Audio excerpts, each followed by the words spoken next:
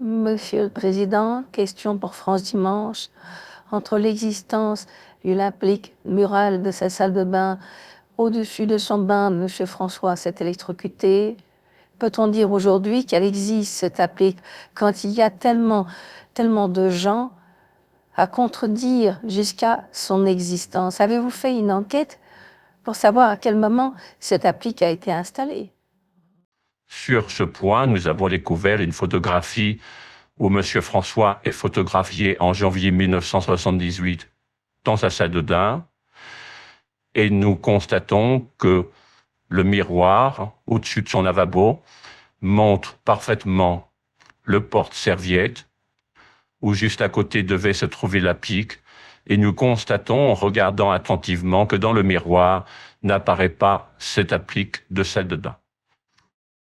L'applique de salle de bain a été installée et nous avons une date approximative de son entourage qui est d'environ 6 mois avant sa mort. C'était au mois de juillet de l'année 1977. Avant cette date, selon son entourage, il n'y avait pas d'applique de salle de bain puisque M. François n'a pas voulu, pendant de longues années, ajouter une lumière qui était nécessaire.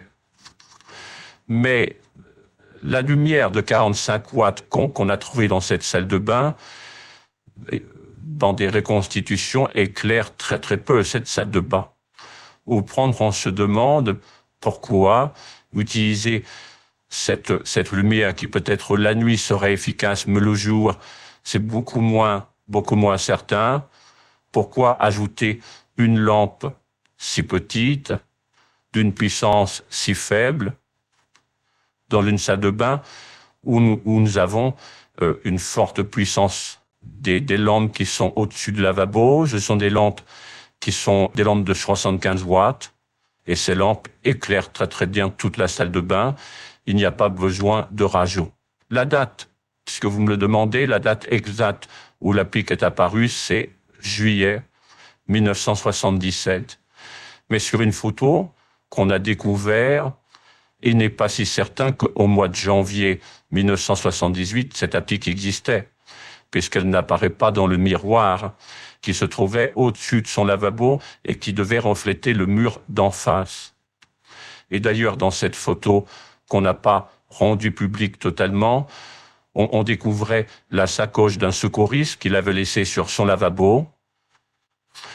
Et à cause de cette sacoche, je n'ai pas rendu la photo, si vous voulez, complète pour les journalistes, parce qu'il y avait sur le l'évier des petites choses qui appartenaient aux secouristes de Paris, des informations qui sont quand même un peu privées d'ordre médical.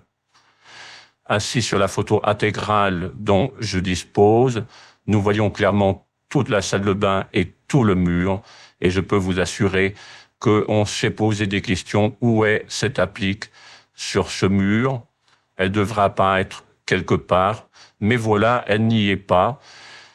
À l'époque, quand même, du début de l'année 1978, nous sommes en janvier, quand la photo a été prise, et ce mur est vierge de toute applique de salle de bain.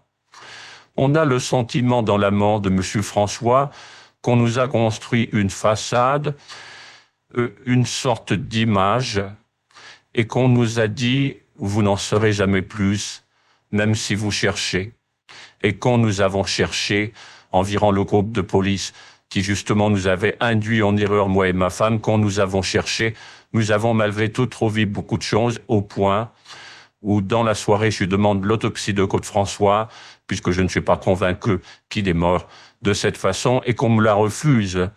C'est pour moi un aveu de leur part qu'il n'est pas mort électrocuté.